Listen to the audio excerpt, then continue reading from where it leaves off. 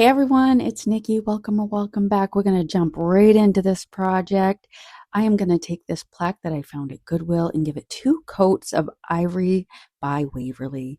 And then I'm going to take IOD's new stamp called Holly Pine, taking this lovely tree, juicing it up real good with IOD's black ink, and placing that right on the center of my plaque.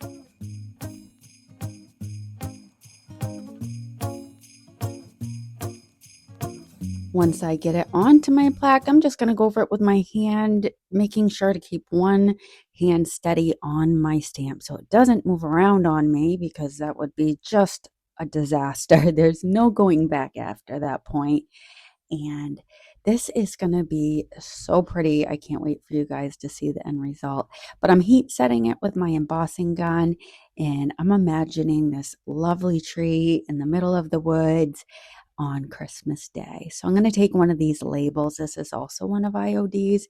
I'm going to take this small one so the scale fits perfectly on this. And I'm also going to take some of their apothecary stamps and write out the word Noel.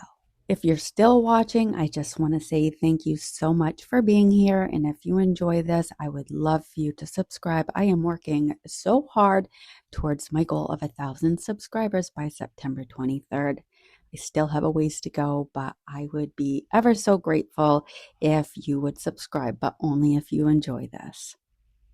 I took out Partridge Lane, which is another one of IOD's new transfers, and I added this lovely star to the top of my tree. And I think this really does add a little extra something to this. I really wanted to bring in some color with just the black and white. It was a little bit too dull for my liking, and I think this is just the perfect touch. After that, I reached for IOD's new snow globes mold, and I dusted it a little bit with some cornstarch and then used my thumbs to push it down into my mold, flexed it, and then rolled it back. These are just so charming and tiny. I also included a small deer with it. If you can see, I'm going pretty fast on this part because it's just so repetitive using clay. But it was a little tricky to release the small details, but with a little patience, I was able to cast them perfectly. I then painted my deer the color pine cone, and it's a chalk paint by Paint Couture. And once I get my deer done, I'm going to paint my little birds and clouds. I'm going to give them a coat of ivory chalk paint by Waverly, and then I'm going to follow up with some of Paint Couture's metallic paint in the color sky blue. I have to apologize here because I had made this video a week after IOD's launch, and it's just been sitting, just waiting for me to edit and do a voiceover because I had made so much content within the past few weeks that I just had overload of content that needed to be pushed out. You'll also see a little bunny off to the side if you can see it. I put that bunny in one of my recent videos.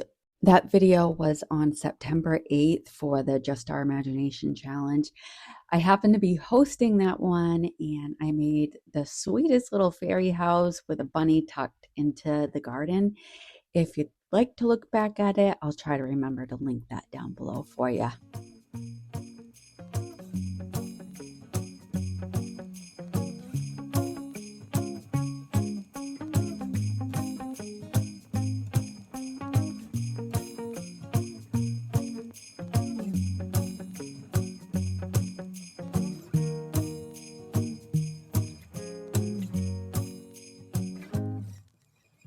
I don't think that you can see it on camera, but my clouds were looking a little bit too dull.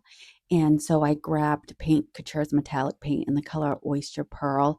And I think that gave them that little extra that they needed. Then came the fun of arranging my little deer and my bird. The bunny makes an appearance here too, but I saved it for that other project, as I mentioned earlier. And I even tried adding a bow, but it just didn't feel right. So I glued them on with some Titebond Quick and Thick. And once I had them on, I went over everything with some liquid patina.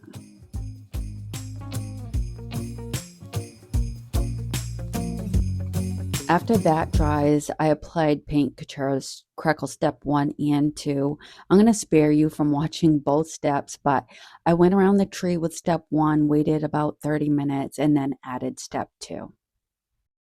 I brought in some bronze metallic paint next, and this crackle step and this added layer are completely optional. You could totally skip it, but I just love the richness that the gold adds to Christmas. And of course, I softened it a bit by pulling back some of that bronze paint with a damp paper towel. You could use a damp rag or a baby wipe, but I just use whatever I have, and I do buy rather high-end paper towels, so I think that works just fine. Lastly, I brought that same gold around the edges, and I think that pairs nicely with that crackle finish. And off camera, I added some sheer frost glitter and a little embossing medium over the trees to give it the look of snow. And then I sealed everything in with Rust-Oleum's matte finish, and that completes this project. I truly hope that you enjoyed this video, and thank you so much for spending time with me today. Until the next one, guys. Bye.